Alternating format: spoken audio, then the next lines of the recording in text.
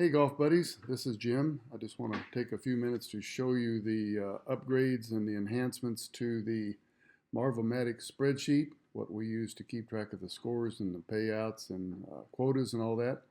So this first tab right here is the schedule tab. These are the courses that we've already booked and some still yet to be booked for this upcoming season.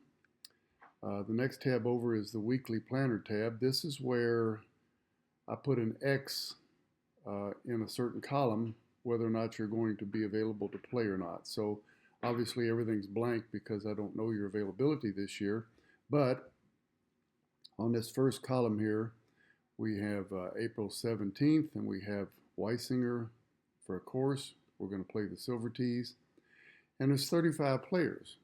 35 is the number of X's that's in this column next to your name. So for example, if Brian is going to play, he tells me he's going to play, and I put an X in his column. Pretty much done with this sheet right here. I'll go over to the pairings tab. This is where I start building the pairings, and it's pretty much automated. So first thing I'll do is import the X names. There they are. I will rebuild the quotas. There they are. And next I will populate this area here and make the teams. Now before I do, I have an option of sorting these names alphabetically, or I can sort them by quota. So if I double click the word quota right here, you can see it goes from lowest to highest quota, and if I double click it again, it goes from highest to lowest quota. The next column over is the random number that has been assigned to each player this day, and that number is going to come into play in a few other places. This yellow column here is where I put your starting tee box assignments. Up here at the top is just information about the course that day and the number of players and the game we're going to play and the cost, etc. So I need to take these players and import them into here, and I'm going to use the build down function, which builds them from top to bottom. So there's that, and now you can see they're built in there.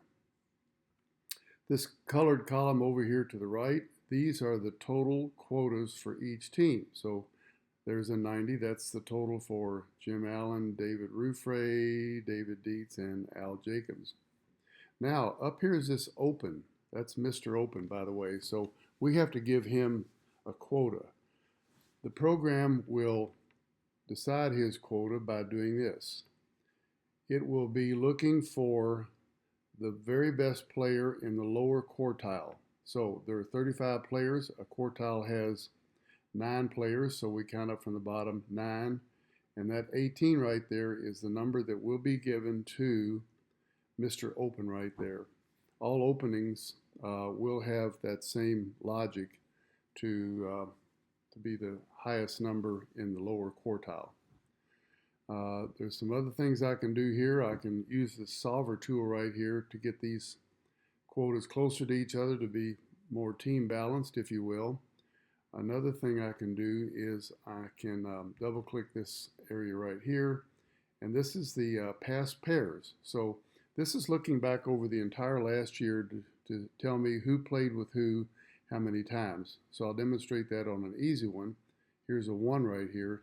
I'll double click that, and here you can see that on June 6th, Dave and Jim played together with 2 other guys. That's a nice feature. I can take that down, and we'll do a double one here. Let's do 2 events.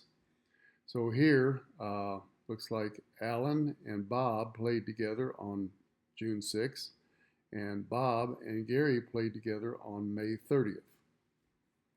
So that pretty much is the pairings. As you know, I will copy this and send it out to all the players, and you'll know who you're going to play with the day before, or even 2 days before. And you'll know which course and all that other stuff. Now, I'm done with this page right here, this tab. I'm going to then go to the scores. Now this is what will happen after I get the scores off the scorecard. So first thing I do is import the names and the pairings, and I have to give everyone a score. So this is make-believe. I'm going to give everyone a 20, and that copies down to the entire list. So now that everyone has a score, I can decide what team size I want to play, whether it's a 2-man game or a 3-man game, or a 4-man game, or even a 1-man game. So let's go with a 2-man blind draw game. I'm going to click Make New Teams. I will confirm it with that window right there. And here comes the results. You can see that in a 2-man game, first off, we have a tie for first place. We have a 13 pair there, and we have a 13 pair there. And then we have an 11, and then we have threes.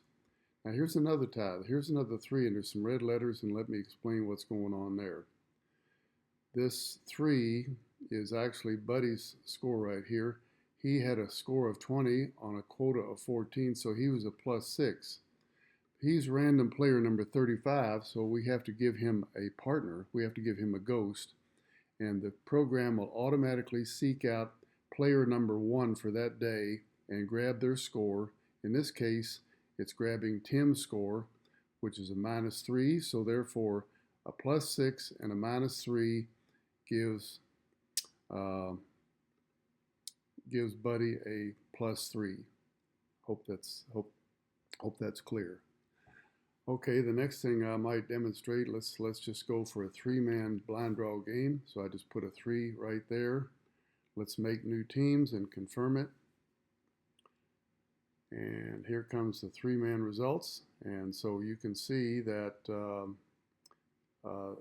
these 3 guys had a +12. The next 3 guys had a +7. The next 3 guys had a +2.